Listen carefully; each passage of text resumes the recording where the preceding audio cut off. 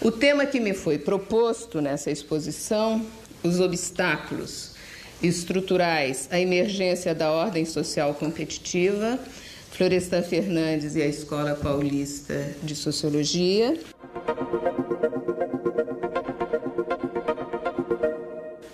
Articula um problema de natureza analítica, quer dizer, emergência da ordem social competitiva, que é uma noção, mas que, e nem poderia ser diferente, uma vez que as categorias do pensamento referem-se e são construídas a partir da experiência social, essa noção remete para outro problema, que é um problema de ordem histórica, isto é, o dos impasses de uma realidade em constituir uma ordem social competitiva, o que significa enfrentar a questão da realização do capitalismo no Brasil. Como a segunda parte do tema refere-se a Florestan Fernandes e a chamada Escola Paulista de Sociologia, um tema ao qual eu me dediquei e tenho me dedicado em certa medida já há bastante tempo. Me lembro até de Brodel, estou plagiando Brodel, na abertura do Mediterrâneo, na época de Filipe II.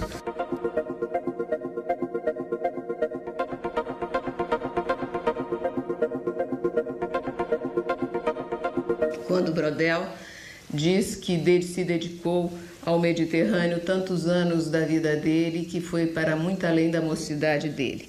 Eu não diria tanto, mas eu tenho me dedicado já há bastante tempo a tratar da Escola Paulista de Sociologia. De qualquer maneira, a formulação desse tema já elucida uma dimensão central desse pensamento, isto é, pensar a formação da ordem social competitiva e os entraves dessa ordem social competitiva no Brasil. Nessa medida, o tema já exprime uma problematização e eu procurarei abordá-lo centrando naturalmente em Florestan Fernandes, o cientista social mais importante nesse processo, a partir de uma obra decisiva, tanto no âmbito da sua vasta produção intelectual, quanto no prisma de uma análise que é essencial ao entendimento do problema. O autor Florestan Fernandes escreveu Revolução Burguesa no Brasil, ensaio de interpretação sociológica, a obra que eu escolho para analisar,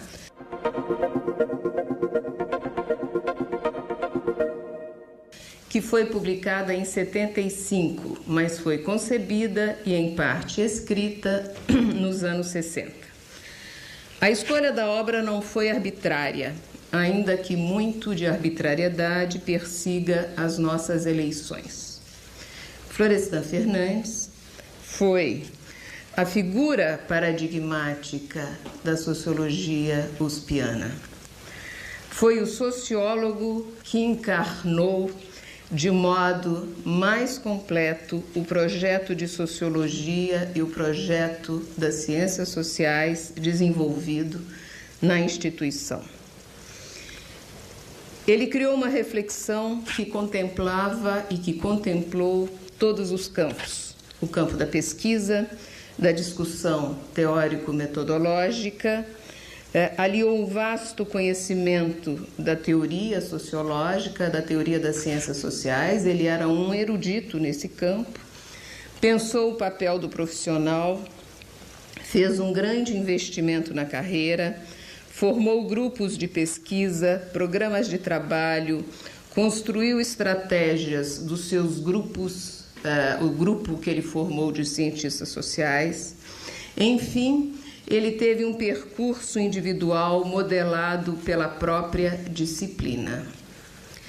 Todos esses atributos tornaram-no o sociólogo central para se compreender a chamada sociologia paulista, ou o que eu denominei, a partir de outros, pelo menos vulgarizei, Escola Paulista de Sociologia.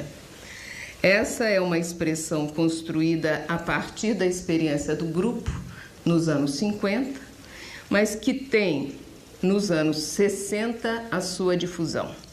É claro que há um exagero nisso, porque nem toda a ciência social de São Paulo se referia a esse grupo.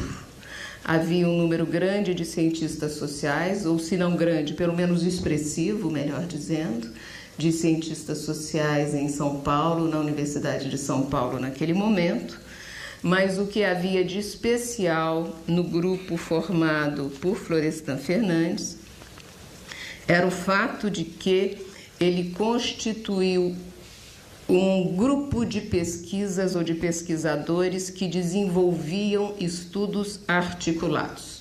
Apenas para lembrar, o chamado Projeto de Relações Raciais, o projeto ligado à situação do negro no Brasil, é a expressão talvez mais forte dessas pesquisas articuladas e que rendeu vários trabalhos, além dos próprios textos de Florestan, os de Fernando Henrique Cardoso, Ottaviani, Maria Silvia Carvalho Franco e vários outros.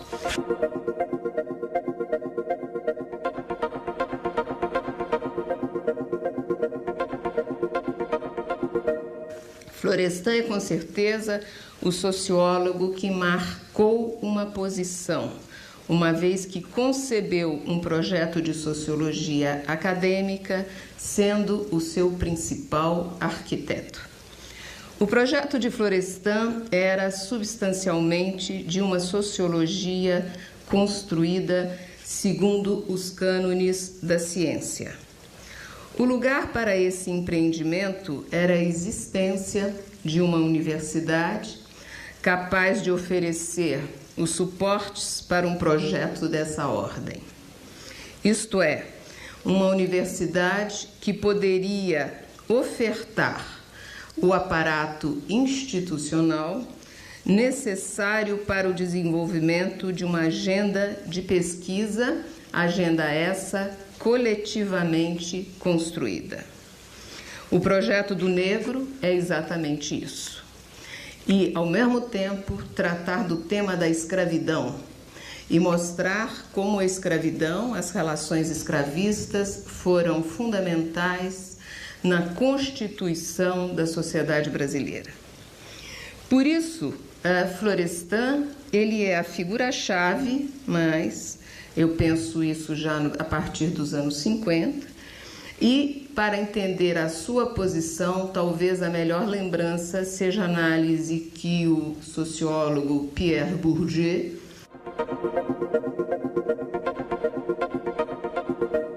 faz do caso francês, quando Bourdieu vai afirmar que se quiser tratar de um campo intelectual, não se pode prescindir da consideração daquelas personalidades que representam posições decisivas, como foi o caso de Sartre na França nos anos 50. Se não se cumpre essa exigência, portanto, o campo fica destruído. Ao mesmo tempo, como toda profissão é uma construção social, a profissão não existe em si mesma, ela pressupõe um conjunto de procedimentos que são criados pelos praticantes da profissão.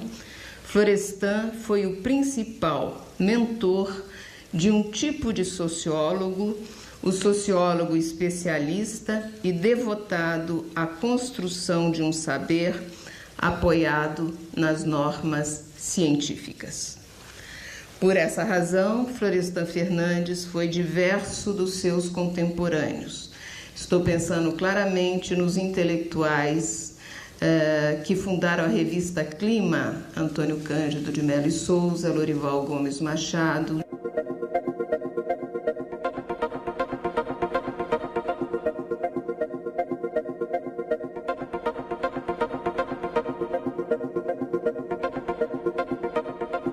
Gilda de Mello e Souza, Rui Coelho, Décio de Almeida Prado.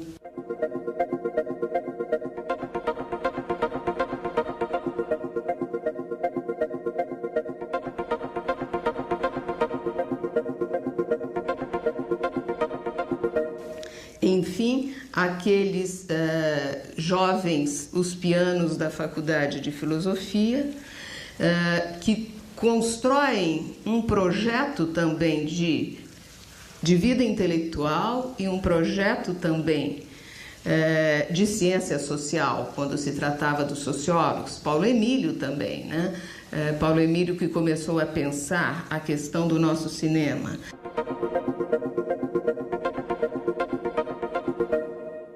Então, o Grupo Clima, uma ex-orientanda minha, escreveu um belo livro sobre o Grupo Clima, uma professora da Unicamp, a professora Heloísa Pontes. O livro chama-se Destinos Mistos.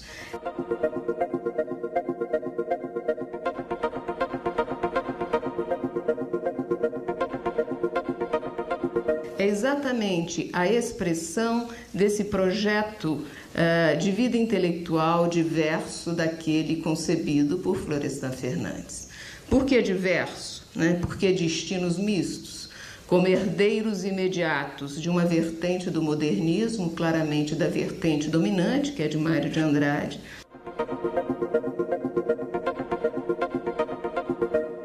Eles, ao mesmo tempo que estão construindo uma profissão, eles estão no terreno da crítica da cultura, né? Por isso, destinos mistos. Antônio Cândido, que é formado sociólogo, cientista social, até 58 foi professor de sociologia da USP, né? Ao mesmo tempo faz crítica de literatura, um dos grandes críticos mundiais da literatura hoje. Então, o projeto de Florestan era diferente dessa matriz intelectual ou matriz cultural, digamos assim, do Grupo Clima, né? Era diferente também do grupo intelectual de cientistas sociais mais importante do Rio, aqueles congregados no Instituto Superior de Estudos Brasileiros, o ISEB, que se dedicou a pensar as questões do desenvolvimento do Brasil ligado a uma agenda de pesquisa também presa à agenda do Estado brasileiro, à política do Estado, né? A matriz de Florestan é a chamada matriz científica da ciência social. Por isso, quando ele olha a vasta produção dos esebianos, e tem uma longa polêmica com Guerreiro Ramos no início dos anos 50, e vai dizer que aquilo não é ciência, que havia uma arbitrariedade naquela maneira de pensar as questões do Brasil. É por essa razão que é possível dizer que Florestan é de outra geração. Portanto, a primeira grande diferença de Florestan com este grupo de intelectuais, por exemplo, do chamado Grupo Clima, ela é mais visível na linguagem, quer dizer, a linguagem intratável de Florestan Fernandes. A recusa de escrever ensaio. Ele diz que o ensaio é uma forma ligada à visão estamental da vida intelectual, portanto, característica das oligarquias brasileiras. Ao mesmo tempo, um texto integralmente ocupado por conceitos. Há uma tempestade de conceitos que ocupa a sua obra. Talvez, por isso seus textos são intratáveis, não são textos literariamente construídos, né? Então, talvez a maior diferença entre Florestan e os intelectuais com os quais ele conviveu esteja presente no fato de que Florestan tinha um projeto definido de ciências sociais, um projeto de sociologia científica, um projeto de investigação e de atuação na sociedade que podem ser sintetizados num projeto para si próprio. A construção de tudo isso era a sua autoconstrução. E nada melhor como ver isso num texto dele secundário, com o qual eu pretendo fechar essa exposição, que é um texto escrito como aluno recém-formado, que é a análise de Tiago Marques Aipobureu, um bororo marginal. Portanto, entender essa trajetória, ela é entender a vida intelectual de Florestan acoplada à sua autoconstrução pessoal. Quer dizer, a resposta que formulou para o problema de investigação da sociedade brasileira, na sua etapa moderna, engendrava concomitantemente o seu processo de autoconstrução. Florestan foi um artífice de si, no sentido de que era a sua única opção, visto que a sua biografia de pessoa oriunda das franjas inferiores das camadas trabalhadoras da cidade de São Paulo e que chega a uma universidade muito elitista naquele momento, não tinha nenhuma outra escapatória. Diferentemente dos seus colegas, provenientes pelo menos das classes médias emergentes na cidade, Florestan teve que se haver de saída com a necessidade de construir um caminho nessa universidade de franceses, onde as aulas eram ministradas em francês. Por isso, no fim da vida, ele dá uma entrevista onde ele diz a seguinte coisa: quem me viu na universidade pensa que o lumpenproletariado havia chegado à universidade. Não era o lumpenproletariado que chegava lá, era eu, apenas eu. Até por isso, é possível dizer que a sua linguagem intratável, se era explicitamente uma adesão às normas do saber científico, era implicitamente produto de uma socialização especificamente acadêmica e de uma pessoa que não dominava os princípios da norma culta. Não tinha, inclusive, nenhuma familiaridade com os modernistas. Ao mesmo tempo, os constrangimentos tipicamente institucionais modelaram as escolhas dos objetos, os estilos, revelando quanto o conteúdo foi tributário desses parâmetros. Finalmente, a construção do saber científico das ciências sociais, em especial da sociologia, pressupunha a elaboração de uma linguagem, e a mudança das diferentes linguagens da cultura era parte das transformações em curso, mais evidentes em São Paulo nos anos 50. Como foi o caso, por exemplo, da França, quando Durkheim constitui a sociologia acadêmica, a primeira cátedra de sociologia na Universidade de Bordeaux,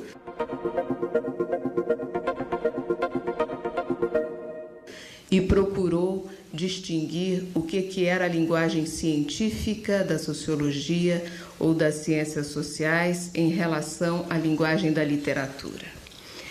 Esse decênio, portanto, o decênio dos 50, é essencial, uma vez que na universidade emergiram as primeiras gerações de cientistas sociais uspianos, mas, sobretudo, havia condições para o aparecimento de uma reflexão que se auto-justificasse. Finalmente, as transformações da sociedade brasileira no período, intensificadas em São Paulo, permitia que se projetasse uma agenda de investigação para a sociedade. Diferentemente do ISEB, que mantinha uma interlocução prioritária com o Estado, a interlocução dos cientistas sociais de São Paulo se dava com a sociedade. Isto é, a primeira pesquisa, por exemplo, feita na Escola de Sociologia e Política pelo Samuel Lowry sobre os lixeiros na cidade de São Paulo é uma revolução.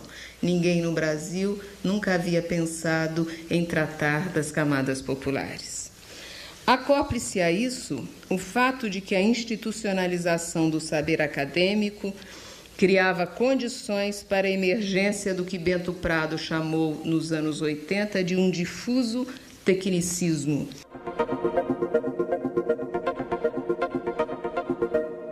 Ampliando as possibilidades para o estabelecimento de uma linguagem especializada. Além do mais, Tratava-se de construir o espaço próprio dessa reflexão que se institucionalizava.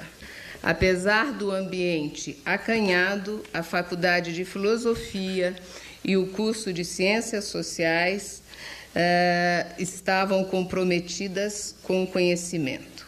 Reproduzia-se, nesses termos e em outro contexto, a relação entre localismo e cosmopolitismo, tão bem analisada por Antônio Cândido no tratamento da literatura, isto é, o pensamento brasileiro é um pensamento que estabelece uma tensão permanente entre localismo e cosmopolitismo.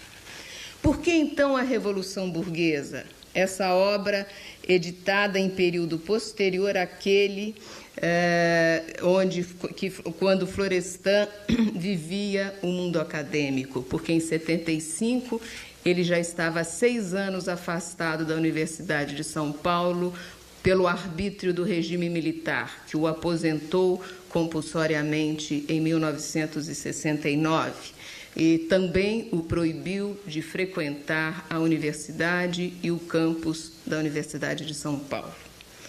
Em primeiro lugar, porque esse livro contém uma grande interpretação do Brasil, cristalizando parte de um projeto de reflexão perseguido por Florestan desde os anos 50, qual seja o de adequar e refinar métodos inerentes à perspectiva aplicada da sociologia a contextos menos orgânicos e mais heterogêneos como os do Brasil.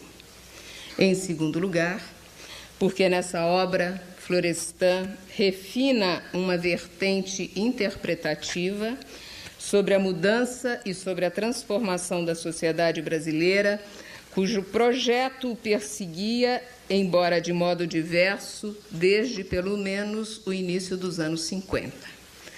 O tema da mudança social era o assunto por ele privilegiado. Daí, se no seu passado, anos 50 até meados dos 60, o conhecimento dos problemas e impasses do Brasil lhe permitia projetar a possibilidade de corrigir e promover mudanças na direção do que ele chamou de forjar nos trópicos esse suporte de civilização moderna. E isso ele fala na integração do negro na sociedade de classes. Em A Revolução Burguesa ocorre um abandono da ideia de que o capitalismo no Brasil pudesse construir parâmetros civilizacionais. Digamos que, na integração do negro na sociedade de classes, Florestan já revela um certo pessimismo, por isso é uma obra de clivagem.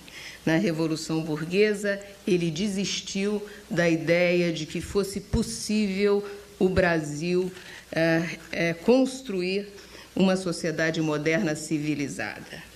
Por essa razão, esse livro encontra-se na posição de articular 2 momentos da reflexão de Florestan: o momento acadêmico, científico, e o seu desalojamento da universidade. Na linha ainda das mudanças da sua reflexão, altera-se o que ele antes concebia como o papel do intelectual, identificado com o processo de planificação social, à la Mannheim, esse autor tão importante que está na base do Celso Furtado.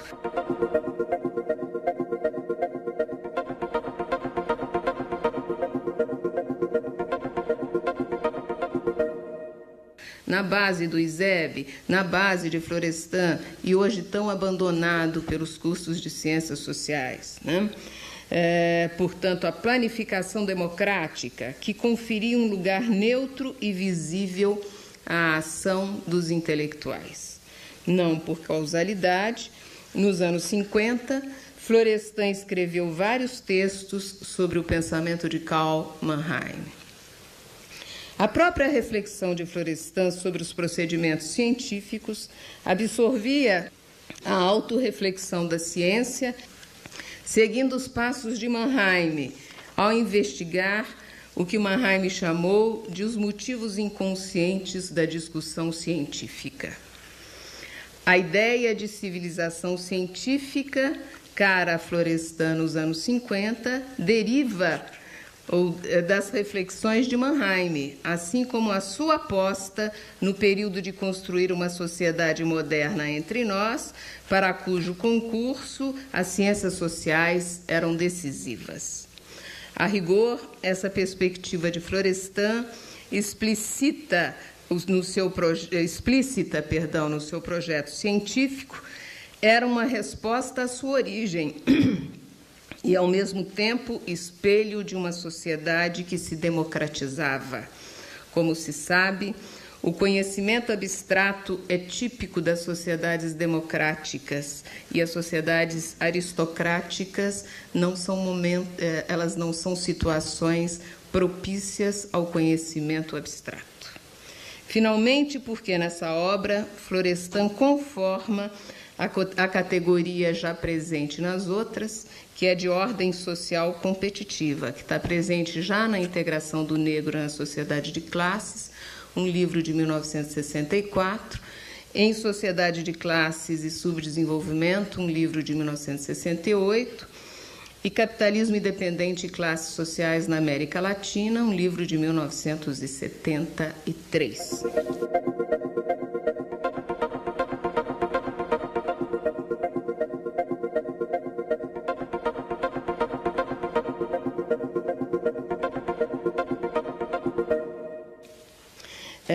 Portanto, a Revolução Burguesa permite, além do mais, que se vislumbre a desmontagem de um projeto intelectual urdido desde os fins dos anos 40, mas que mantém perspectivas analíticas antes elaboradas.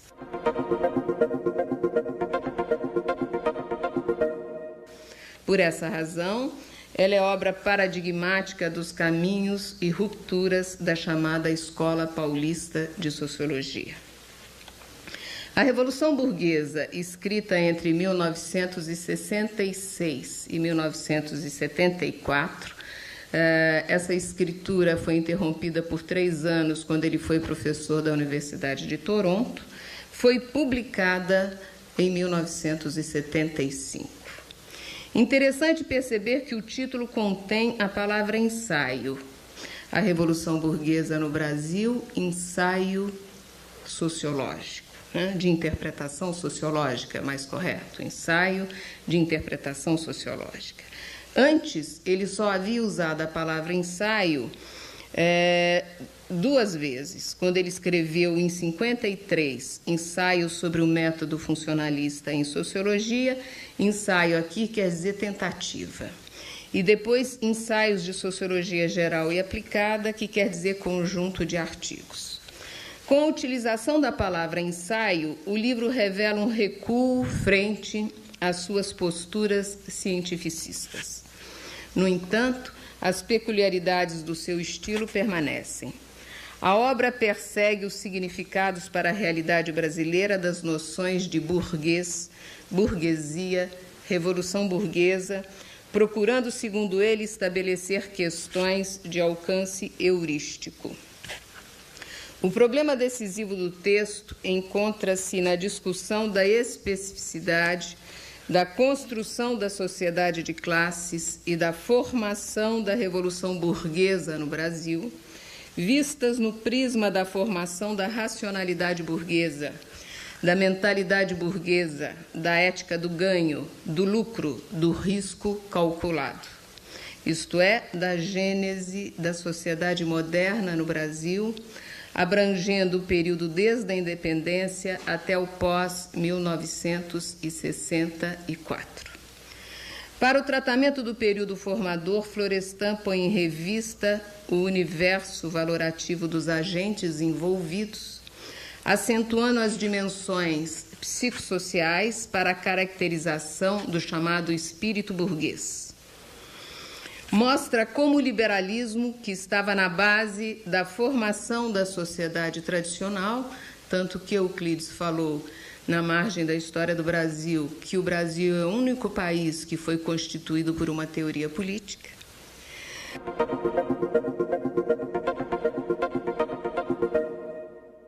Portanto, a formação nacional não conseguia florescer nos termos do Florestan, em função da sua mescla com as orientações valorativas que vinham do passado, do senhoriato colonial.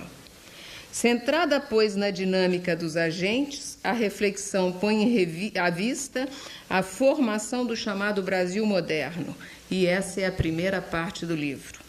A segunda parte chama sobre a formação da ordem social competitiva, é um fragmento.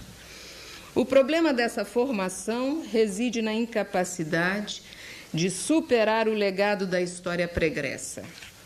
Todavia, uma burguesia mercantil urbana expressava os novos valores, denominada por ele de estamento social intermediário, mas que não foi capaz de ultrapassar os antigos grupos, porque se aliou aos estamentos do passado. A ordem social competitiva não viceja plenamente, fazendo da nossa modernidade prenhe de um privatismo tosco, particularista e autocrático, como diz Florestan, como se o burguês moderno renascesse das cinzas do senhor antigo. O resultado final reflete uma sociedade cujos bloqueios impediram a emergência plena da ordem social competitiva e dos critérios inerentes a uma estrutura de classes, impedindo, então, o florescimento de relações sociais superiores. A terceira parte do livro, Revolução Burguesa e Capitalismo Dependente, nessa terceira parte é discutida a gênese da forma de acumulação capitalista dependente e a especificidade da sua realização. O mundo burguês e a burguesia são particulares, pois não se autonomizaram da oligarquia e a burguesia não realizou a sua tarefa de construir a nação. A burguesia brasileira vive o seu dilema histórico, é o dilema da sua situação de classe, pois amalgamou-se com as forças sociais retrógradas e não construiu a social-democracia. O Estado foi a espinha dorsal das mudanças frente à tibieza da classe, fazendo do capitalismo dependente um capitalismo difícil, complementarmente submetido à ingerência externa, isto é, ao imperialismo. A análise da Revolução Burguesa no Brasil é a reflexão paradoxal da crise do poder burguês, fazendo, portanto, do título do livro o próprio paradoxo, uma revolução que não foi uma revolução.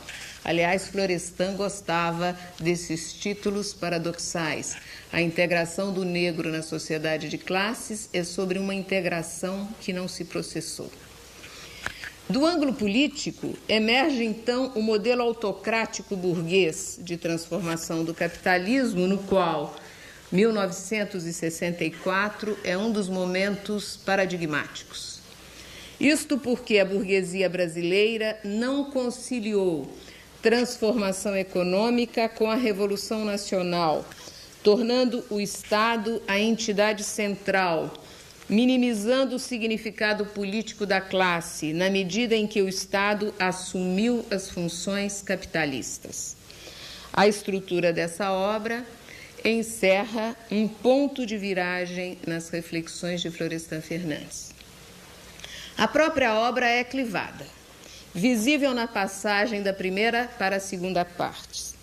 É significativo que este momento de passagem entre as partes se dê apenas por meio de um capítulo que chama sobre a ordem social competitiva, denominada Fragmento. Como um livro tem um capítulo que chama Fragmento.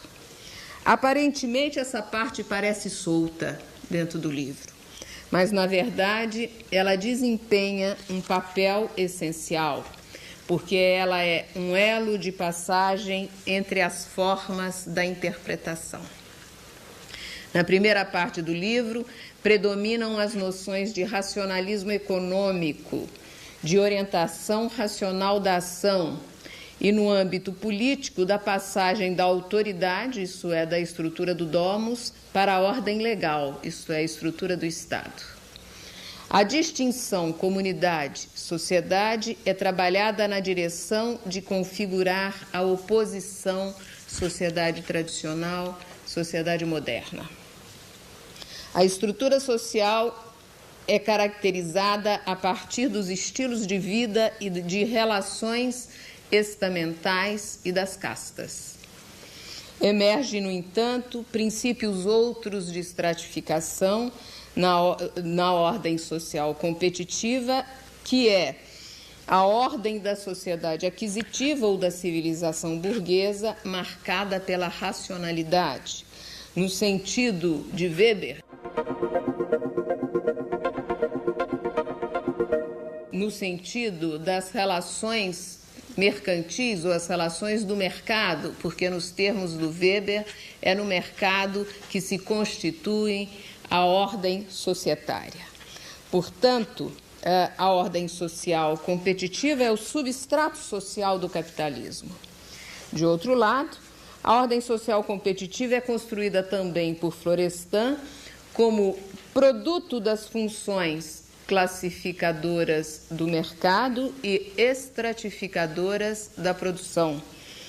É uma noção, digamos, onde ele vai absorver Weber e Marx.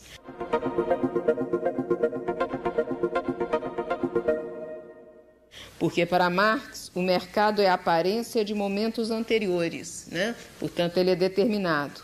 Em Florestan, o mercado é o universo da classificação e dos estilos de vida que são essenciais para o estabelecimento dos rumos da sociedade.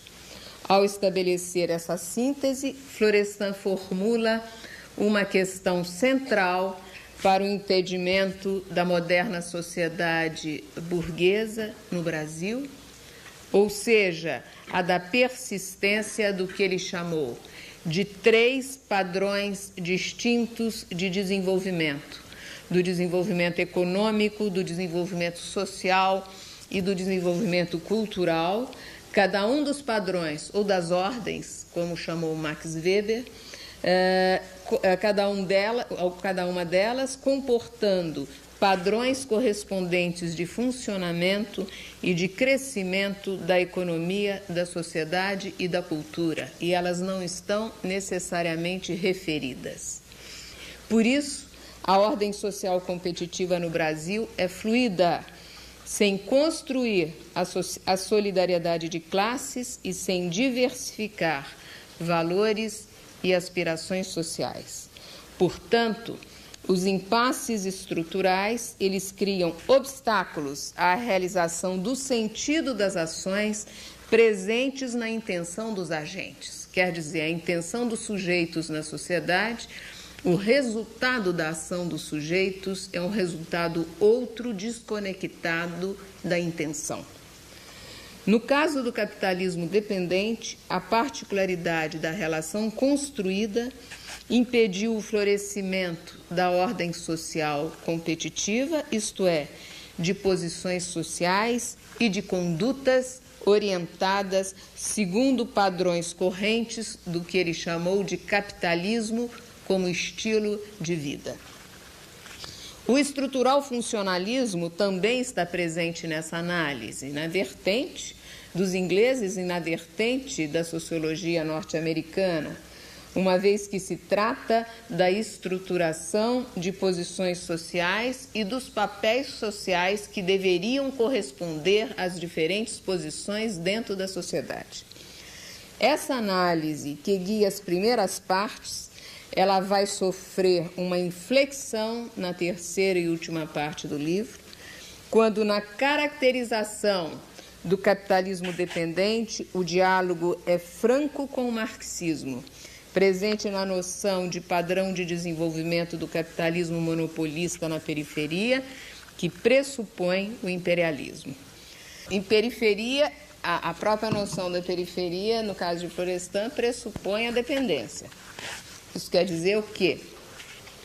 Isso quer dizer constrangimentos internos e externos. E os externos são frutos do imperialismo, do domínio. No caso, ele está tratando na Revolução Burguesa, no primeiro momento, do domínio da Inglaterra sobre o Brasil e depois do domínio americano, dos Estados Unidos sobre o Brasil.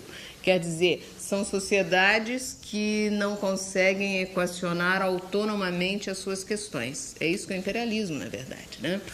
E a face política desses constrangimentos, como diz Lenin, imperialismo é a teoria política do capitalismo monopolista.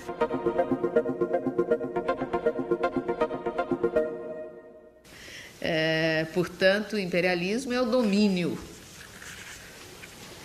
de uma sociedade, ou pelo menos os constrangimentos no que diz respeito à autonomia de uma sociedade mais forte sobre outra, que detém poder militar, poder político, poder econômico, no caso dos Estados Unidos. Veja o que está acontecendo hoje no Brasil, as negociações do governo com a ALCA, a dependência do FMI, etc. É disso que Florestan está falando. No entanto, Florestan formulou a noção de autocracia nessa parte.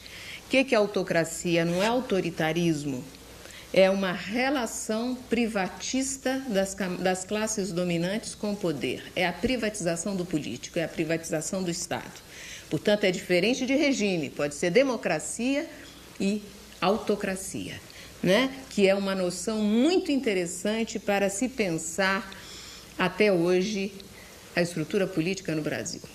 Em síntese, a Revolução Burguesa no Brasil resultou de um modo particular de combinação de formas não homólogas e como um processo que envolveu agentes modernizadores, mas cujo raio de ação limitou-se a certas esferas da vida social, sem a capacidade de atingir o conjunto da sociedade.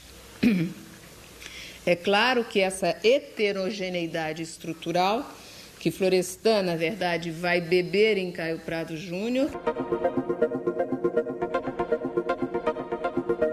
que vai marcar também a obra dos seus discípulos. Basta ver aquela formulação de Fernando Henrique Cardoso na abertura de Capitalismo e Escravidão no Brasil Meridional.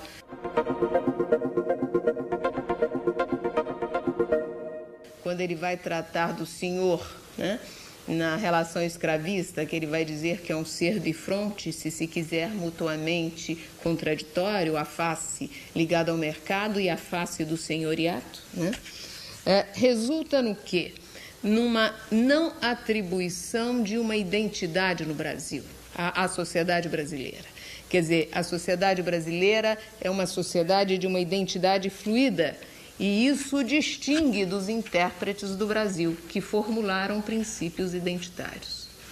Quer dizer, a sociedade de classes no Brasil excluiu os componentes políticos e socioculturais característicos dessa sociedade na vertente clássica, né? Nas suas palavras, a ordem social competitiva no Brasil fortaleceu processos que sociólogos como Max Weber chamou de negativos ou que sociólogos como Émile Durkheim chamou de patológicos ou sociopáticos. Esse livro, ele é revelador da assimilação diferenciada das diversas contribuições da melhor teoria das ciências sociais, estabelecendo uma síntese própria, desembocando numa interpretação muito original, né? E era, na verdade, o coroamento de um projeto de investigação e um projeto teórico de Florestan. É por isso que essa obra, ao mesmo tempo em que é uma ruptura, expressa no recuo de Florestan frente à sua aposta na constituição da moderna sociedade no Brasil, de uma sociedade de classes aberta. Sociedade de classes aberta é uma noção da sociologia americana, quer dizer, o paradigma da ciência social americana é aquela que oferece oportunidades a todos, então não é a noção de classe que vem do marxismo, né? E Florestan incorporava, chamando de sociedade de classes aberta, segundo o seu projeto para o Brasil. Ironicamente, nessa obra, quando ele não pôde se completar, ele conseguiu construir um método para análise de sociedades como a brasileira. Esse método ele vislumbrava com toda clareza quando dizia não ter preconceitos teóricos, mesmo no fim da vida. Isso é uma frase dele no fim da vida. Ou quando afirmava que o seu projeto teórico-metodológico era da envergadura do projeto de Talcott Parsons. Quem é cientista social sabe que Parsons tem uma teoria absolutamente histórica, né? E formalista, embora apoiado numa situação diversa da americana, né? Ele diz que queria fazer de São Paulo o que a Escola Sociológica de Chicago fez para a cidade de Chicago. A obra caracteriza também a sua concepção dos anos 50 de que os estudos teóricos só fazem sentido e só devem ser formulados a partir de uma relação inerente com a pesquisa. Para ele, a teoria só tem sentido se ela visar a investigação e que a teoria nas ciências sociais ela é instrumental. Por isso o título do livro dele, Fundamentos Empíricos da Explicação Sociológica. Por que é explicação? É a ideia de que a teoria é instrumento. O cientista social ele não é o grande teórico, a teoria é instrumento de pesquisa para ele, né? Portanto, a pura teoria pode desembocar na maior esterilidade. Finalmente, esse livro que brotou do projeto sociológico de São Paulo representou uma negação desse próprio projeto. Florestan, afastado da universidade, que passou, segundo ele, a viver uma crise moral, uma crise psicológica, uma crise de identidade. O livro reflete, assim, a ruptura das suas possibilidades de autoconstrução, aquelas às quais eu me referi, na qual ele ancorava a sua identidade. É muito significativo que aquele trabalho menor que eu citei, Tiago Marques Aipobureu, um bororo marginal, escrito em 1945, quando ele estava terminando o curso de Ciências Sociais, seus primeiros textos, porque antes ele já tinha escrito sobre as trocinhas, o folclore na cidade de São Paulo, como aluno. Este livro, este texto, que não é grande, partiu da própria definição do sentido da marginalidade. E ele diz: o marginal é um homem que se situa na divisa de duas raças, na margem de duas culturas, sem pertencer a nenhuma delas.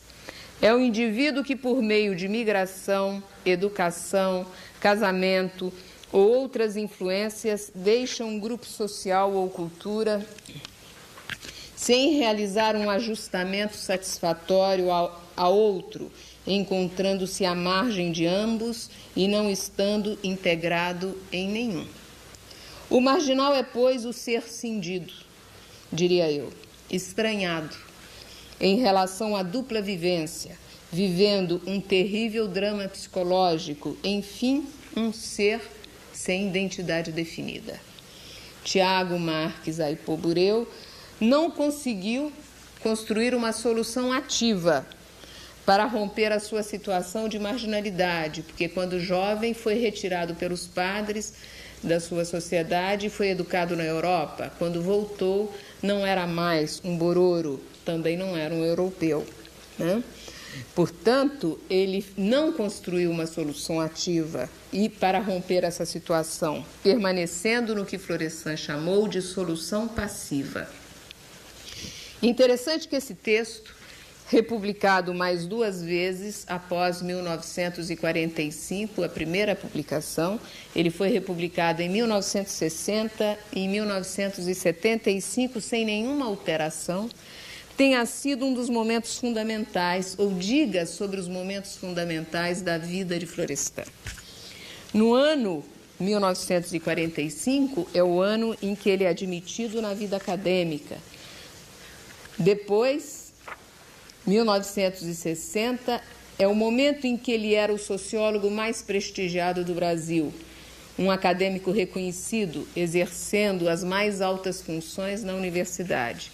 E, finalmente, em 1975, no mesmo ano em que ele publica A Revolução Burguesa no Brasil, após o seu afastamento da universidade e num momento paroxístico de crise. Às vezes, os textos menos importantes são os mais fortes para se tratar de trajetórias intelectuais. A experiência da USP agasalhou a moderna sociologia brasileira. Também agasalhou a mais sólida ciência social no Brasil até aquele momento. Hoje não. E essa experiência brotou de uma crise e vicejou quando articulou a noção de tensão estrutural para enfrentar o drama de uma história que não pôde percorrer os caminhos da modernidade clássica. E esse drama, manifesta-se em várias ordens da vida coletiva, atingindo o universo dos sujeitos, inclusive nas suas dimensões subjetivas, muito bem elucidadas, aliás, na integração do negro na sociedade de classes, quando ele vai tratar da condição de marginalidade do negro do ponto de vista, ele usa até o Freud, psicossocial, e em toda a primeira parte da Revolução Burguesa no Brasil.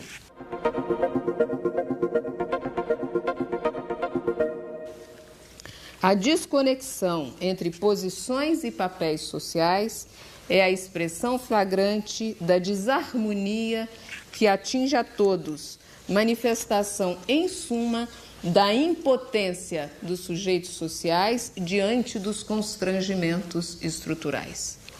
No plano mais imediato, essa desconexão aparece em resultados das ações, resultados estes totalmente afastados das intenções pretendidas pelos agentes.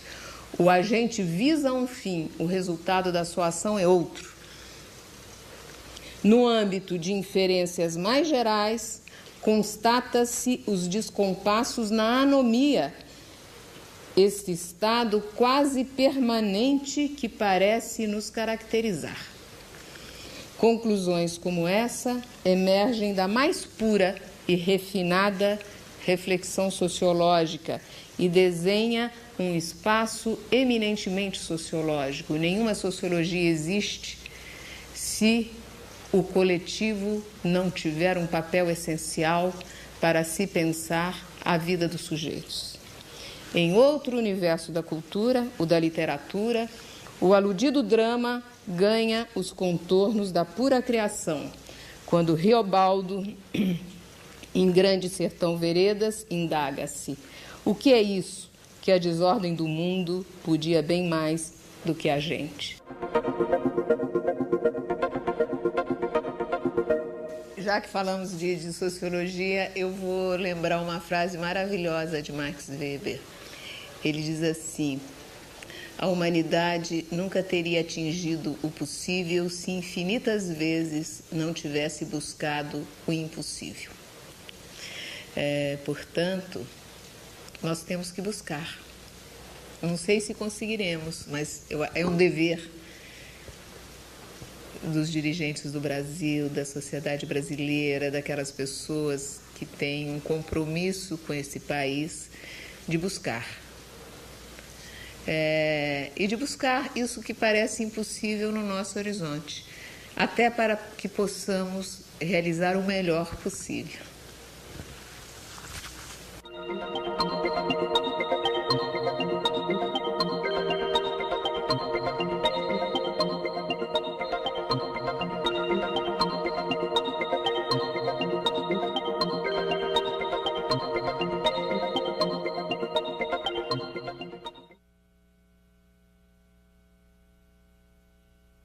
Tempo a tratar da Escola Paulista de Sociologia.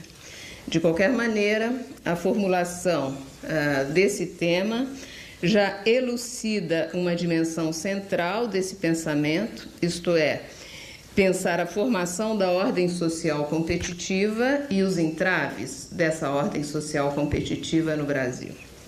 Nessa medida, o tema já exprime uma problematização e eu procurarei abordá-lo centrando naturalmente em Florestan Fernandes, o cientista social mais importante nesse processo, a partir de uma obra decisiva, tanto no âmbito da sua vasta produção intelectual, quanto no prisma de uma análise que é essencial ao entendimento do problema. O autor Florestan Fernandes escreveu Revolução Burguesa no Brasil, ensaio de interpretação sociológica, a obra que eu escolho para analisar,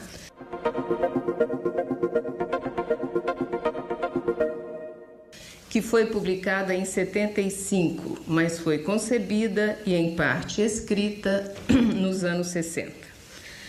A escolha da obra não foi arbitrária, ainda que muito de arbitrariedade persiga as nossas eleições.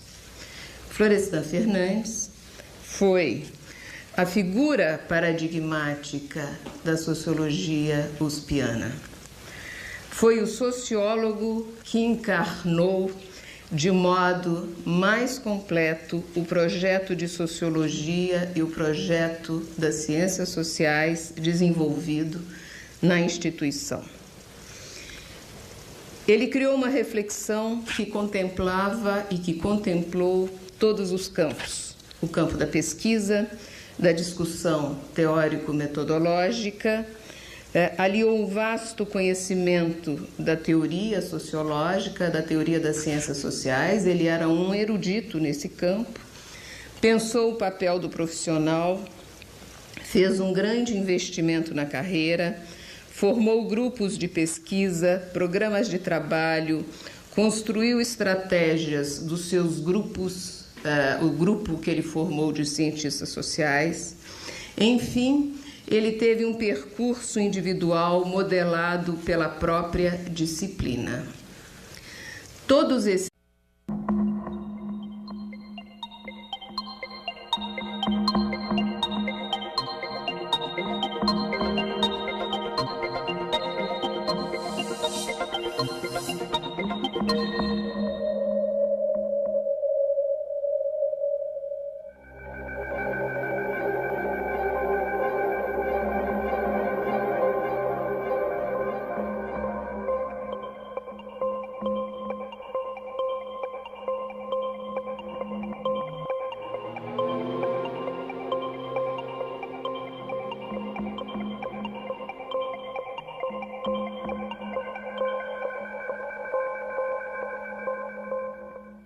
O tema que me foi proposto nessa exposição, os obstáculos estruturais à emergência da ordem social competitiva, Florestan Fernandes e a Escola Paulista de Sociologia.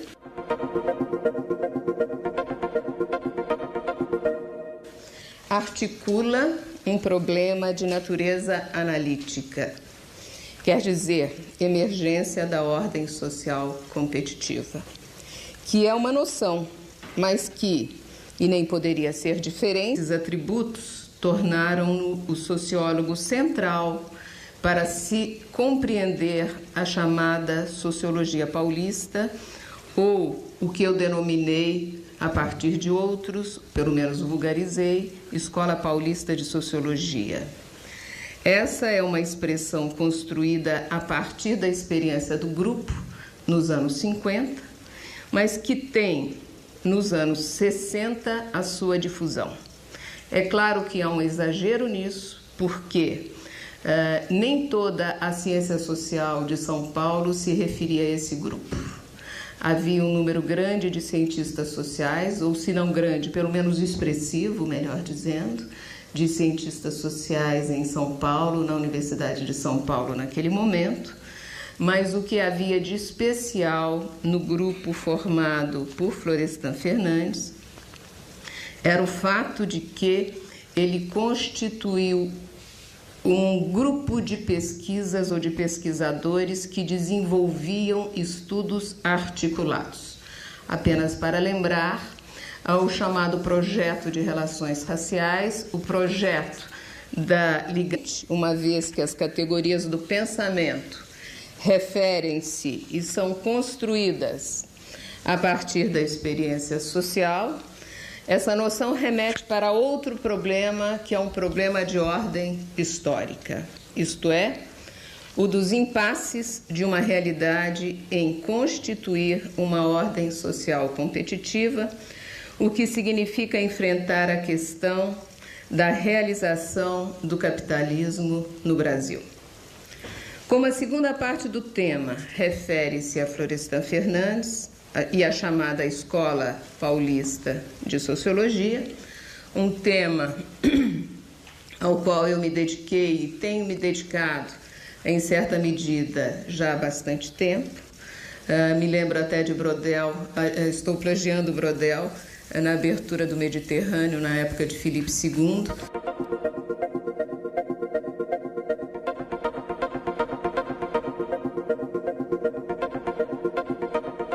Quando Brodel diz que se dedicou ao Mediterrâneo tantos anos da vida dele, que foi para muito além da mocidade dele.